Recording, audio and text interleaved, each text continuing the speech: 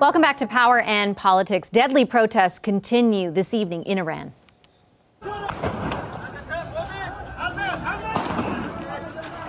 Protests have erupted in 80 cities and towns in the last 7 days, and according to varying reports, dozens of civilians have been killed. The violent anti-regime demonstrations were sparked by the death of 22-year-old Mahsa Amini last week. She died after being arrested by Iran's so-called morality police for wearing a, quote, improper hijab. Are the protests a turning point for Iran? Maziar Bahari is an Iranian-Canadian journalist and the founder and editor of IranWire. Bahari was previously arrested in 2009 while covering the presidential elections in Iran. We've reached him in London. Hi, Mr. Bahari. Good to have you on our program. Thank you. Why do you think Mahsa Amini's death has prompted the kinds of protests it has? I think it was a combination of factors. Iranians have been disenchanted with this government for many years. We can say at least for the last 2 decades. Iranians are becoming poorer every day. The regime is becoming more oppressive. The gap between the government and the people is widening every day. And people were waiting for an occasion in order to rise up and come to the streets, as we saw in 2009, 2017, and 2019. But also the death of an innocent young woman who was not a political activist, who only was killed because of her hijab. That really hit a nerve among the population in Iran, especially young people, because many young people in Iran, especially women, they could identify with her. They are going through the same thing that Mahsa was going through every day in her life. They are being harassed every day like Mahsa was being harassed. And at the same time, many older people, they could see her as one of their own children.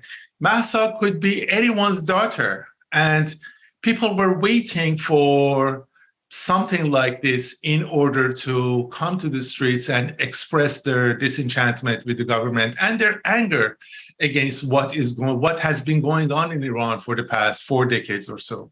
And given that, what is your expectation about those protests? Do you expect, for example, them to be protracted? Do you expect them to, be essentially at this level for a longer period of time? Well, it's very difficult to predict because the government has been practicing for this kind of occasions, at least since 2009, since the Green Movement.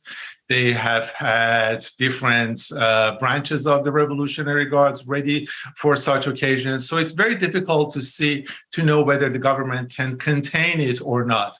But even if they can contain this wave of protest, something like this will happen in the near future again, because the nature of the regime is not going to change. The gap between the government and the people is going to widen every day, and it will be even wider in the next few months or so, especially after such expression of anger by people. It's been unprecedented in Iran to see women burning their hijabs on the street, masses of people chanting death to Khamenei, the supreme leader, on the streets. So this is a watershed moment for Iran. Whether it's going to result into some change or not, it's very difficult to predict. But at the same time, unfortunately, there is no viable opposition in Iran. So even if the regime is toppled next day, we don't know what is going to be replaced with. But the situation is not tenable, and something will happen in the near future. What do you think of the role of the international community in amplifying some of that opposition in particular? Obviously, I'm not talking about regime change or advocating for regime change, but this particular incident, this particular tragedy has really, in my view, from what I've been experiencing, even with people reaching out to me, asking me to cover this, really resonated in a way I have not seen before. Yeah, of course. And I think many people around the world, they sympathize with the plight of Mahsa Amini, the 22-year-old innocent girl who was killed because of her hijab. And that is why we see this international wave of anger against what the regime has done. The most immediate need of Iranians is free internet. Maybe we can say satellite internet. That's why after Mahsa Amini, the person whose name is mentioned by most Iranians in the Iranian cybersphere is Elon Musk, who's been developing Starlink, which is a satellite internet technology. Why satellite internet? Because the government has been trying to shut down the internet, narrowing the bandwidth, and that will allow the government to murder people, to suppress the protest, and with impunity. But Iranians need free flow of information within the country in order to be able to share information, gather information, and mobilize themselves. And at the same time, they need the free flow of information between Iran and outside of the country in order to share the information from inside to people like you and gather information from outside. So the most immediate need of Iranians is satellite technology, satellite internet technology, and that is the best thing that the international community can do to Iran. I mean, I think condemning human rights conditions in Iran is very good, but this regime has been disgraced for the past 4 decades. They started their reign as with the murder of many people, and then in 1988 the current president of Iran was a member of a three-member